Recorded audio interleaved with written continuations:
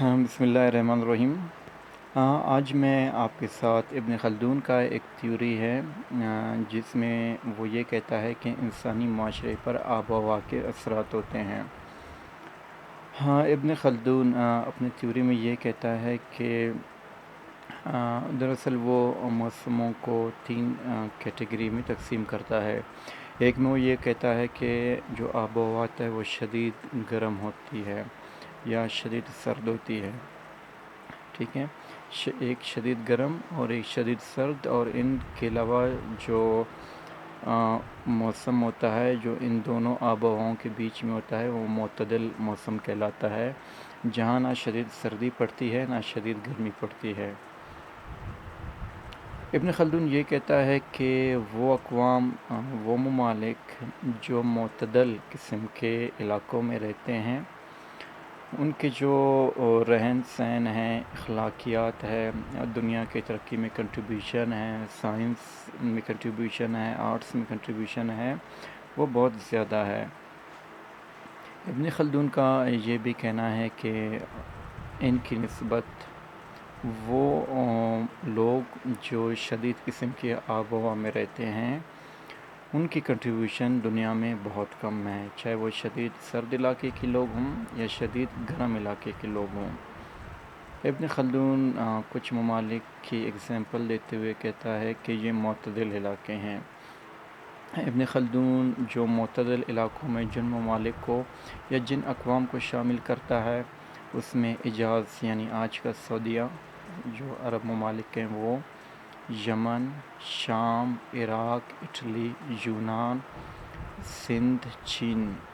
ان کے بارے میں ابن خلدون کا یہ کہنا ہے کہ یہاں پر موسم معتدل ہے، اور ان میں عراق اور شام کے حوالے سے ابن خلدون کا یہ کہنا ہے کہ ان کے لوگوں میں اعتدال سب سے زیادہ پایا جاتا ہے۔ معتدل علاقوں کے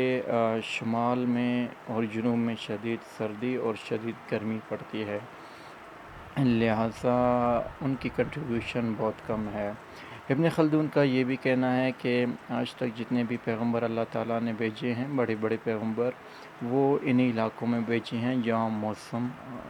یا آب و ہوا میں اعتدال پایا جاتا ہے۔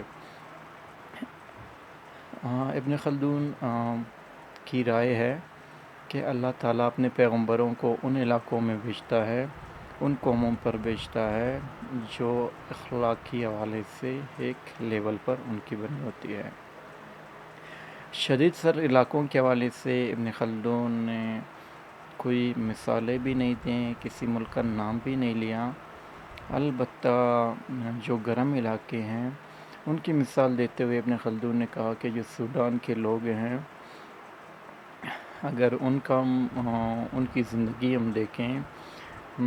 تو شدید موسم کی وجہ سے ان کے جو رنگ ہے وہ سیاہ ہیں، کالے رنگ کے لوگ ہیں وہ لوگ۔ ان کی جسمانی ساخت میں بھی مطلب اعتدال نہیں ہے، وہ شدید موسم کی وجہ سے موسم کی شدت بھی انسان کے اخلاقیات پر اثرات ڈالتی ہے، تو لہٰذا ان میں انسانی اخلاقی اقدار اور مذہب سے یہ لوگ دور ہیں۔ یہ لوگ خوراک میں بھی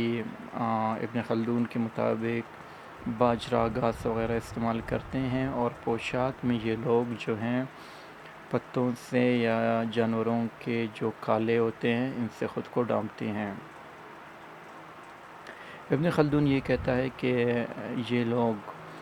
تجارت میں جانوروں کے کالے استعمال کرتے ہیں، ٹھیک ہے، اور لوہا استعمال کرتے ہیں۔ یہ جانوروں کے ارد گرد ان کے جانور ہیں، تو لہٰذا جانوروں کے اثرات بھی ان پر، ان کے جو کیفیات ہیں ان میں پائی جاتی ہیں۔ ان کی نسبت ابن خلدون یہ کہتا ہے کہ جو معتدل علاقے کے لوگ ہیں، اور ان ممالک کا نام بھی میں نے آپ لوگوں کے سامنے لیا تھا،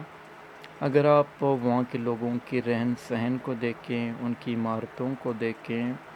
ان میں ایک اعتدال پایا جاتا ہے۔ وہ خوبصورت پتھروں سے خوبصورت عمارتیں بناتے ہیں، خوبصورت قسم کے کپڑے پہنتے ہیں، ان کے اخلاقیات بہت اچھے ہیں، ان مذہب کے حوالے سے ان کی جو کیفیت ہیں یا ان کے قاعدے ہیں ان میں بھی اعتدال پایا جاتا ہے۔ یہ لوگ اعتدال پسند لوگ ہوتے ہیں، ان کے کاروبار میں آپ کو اعتدال ملے گا، ان کے مذہب میں آپ کو اعتدال ملے گا، دنیا کی ترقی میں ان کی بہت بڑی کنٹریبیوشن ہے۔ جتنے بھی ذہین لوگ پیدا ہوئے ہیں ابن خلدون کے مطابق وہ انہی اعتدال آب و ہوا والے علاقوں میں پیدا ہوئے ہیں۔ اگر ابن خلدون کی اس تھیوری پر تھوڑا جائزہ لیا جائے تو یہ ایسے ہے کہ مطلب جو شدید گرم علاقے ہوتے ہیں وہاں اس نے انسانوں کے حوالے سے جو کہا وہ ایک الگ بحث ہے، لیکن موسم کے ساتھ شدید اگر گرمی ہوتی ہے تو یقیناً آپ کی ترقی کا رفتار بھی موسم کی وجہ سے سلو ہو جاتا ہے، لوگ باہر کام نہیں کر سکتے ہیں، مائیگریشنز ہوتی رہتے ہیں، جیسے کہ آج کل بھی ہمارے ہاں گرم علاقوں میں جون جولائی میں اگست میں لوگ مائیگریشن کرتے ہیں، تو ظاہر مائیگریشن ہوگا، لوگ گرمی کی وجہ سے وہاں کام نہیں کر پاتے، ان کے کاروبار بند جلدی ہو جاتے ہیں۔ تو اس لحاظ سے دیکھا جائے تو ہم یہ کہہ سکتے ہیں کہ کسی حد تک اس تھیوری میں صداقت پائی جاتی ہے کہ ایک طرح سے ان کا کام رک جاتا ہے۔ اسی طرح شدید ٹھنڈ علاقے یا سرد علاقے ہوتے ہیں، وہاں برف باری کی وجہ سے یا نقطۂ انجماد بہت گر جاتا ہے، اس کی وجہ سے لوگوں کے جو باہر نکلنے کی جو روٹین ہوتا ہے وہ ڈسٹرب ہوتا ہے، اسی لیے وہ دنیا سے پیچھے رہ جاتے ہیں۔ لیکن جو معتدل علاقے کے لوگ ہیں ان کو ایک بہترین آب و ہوا ملا ہے، معتدل ہے، جہاں وہ 12 مہینے کام کر سکتے ہیں۔ لیکن انسانوں کے حوالے سے اس کے جو الفاظ تھے وہ ایک الگ بحث ہے، اس سے متفق ہونا ضروری بھی نہیں، اس پر تنقید کرنا بھی آپ کا علمی حق ہے۔ تو یہ میرا میں نے آپ کے سامنے ابن خلدون کا ایک تھیوری پیش کیا جو کہ کلائمیٹ کے حوالے سے تھا، اور یعنی آب و ہوا کے انسانی معاشرے پر کیا اثرات پڑتے ہیں۔ امید ہے کہ یہ جو بحث میں نے آپ کے ساتھ کی، ابن خلدون کی جو تھیوری آپ کے سامنے پیش کی، آپ کو پسند آیا ہوگا۔ یہ تھیوری عام طور پر عام کتابوں میں موجود نہیں ہے، تو میں نے سوچا کہ ابتدا اسی سے کیا جائے۔ باقی آپ کمنٹ میں ایگری یا ڈس ایگری کر سکتے ہیں، کمنٹ میں آپ منشن کر لیں۔ پھر ملتے ہیں کسی اور ویڈیو کے ساتھ۔ شکریہ، اللہ حافظ۔